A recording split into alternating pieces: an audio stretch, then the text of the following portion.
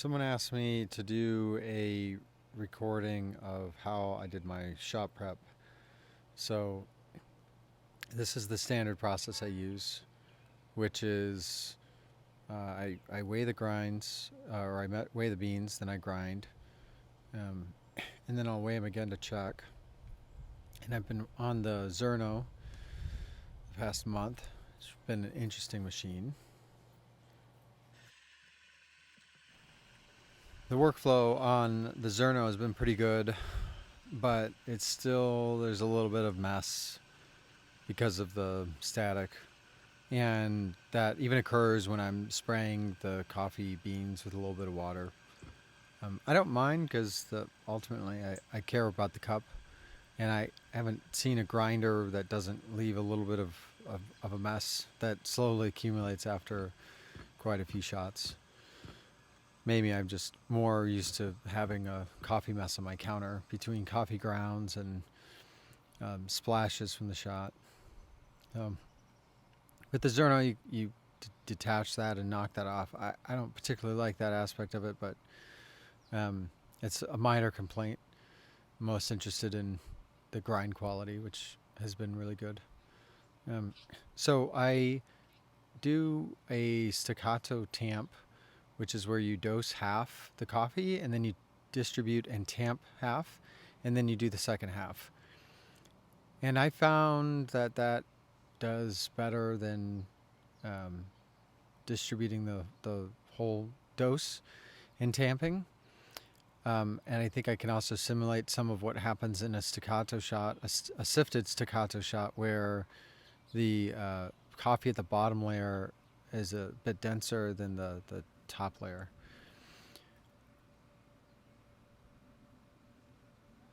And I also found it a bit easier to put in a full dose. I know I don't use a collar on top of the basket, but I just haven't gotten the inkling to go buy one.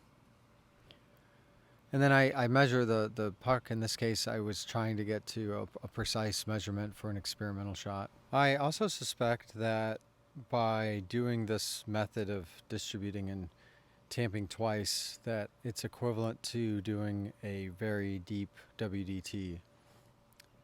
So after this tamping, which I usually try to tamp just to the top. So I try to aim to fill the basket to where the tamper can go down, and it's an auto leveling tamper, and I don't want to go further than that because that's about where the group head is.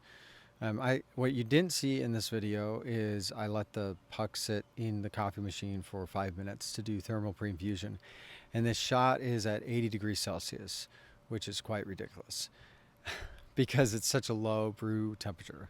However, when you do thermal pre-infusion, which is where you let the coffee grounds heat up, it allows a more even extraction even at a lower temperature.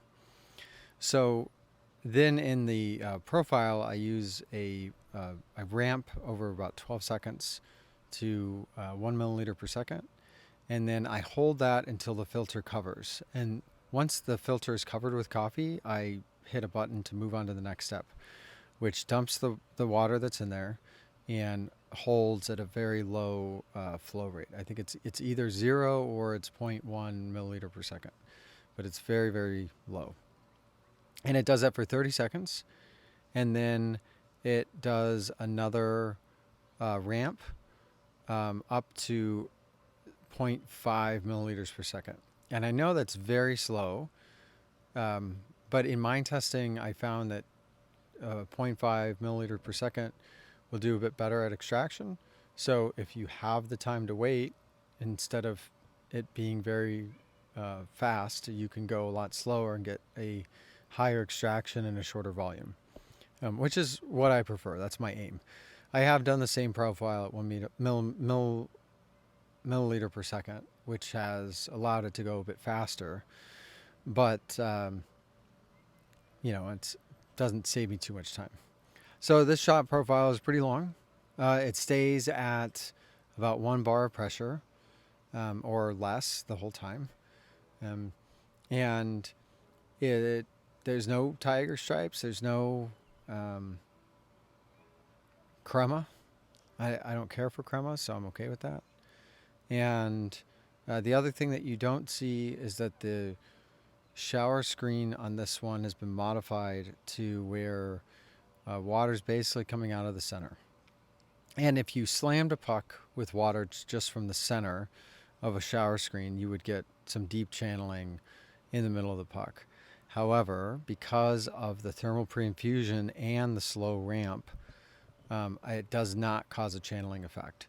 Because once the filter basket is filled with water, then adding more water once it's pressurized causes just water to flow evenly. It doesn't cause issues with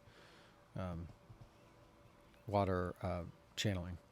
So this shot ended up being in the 20% range of TDS and extraction yield, and that's usually how I do it. So come back for more, and I should do another one like this for sifted staccato as well.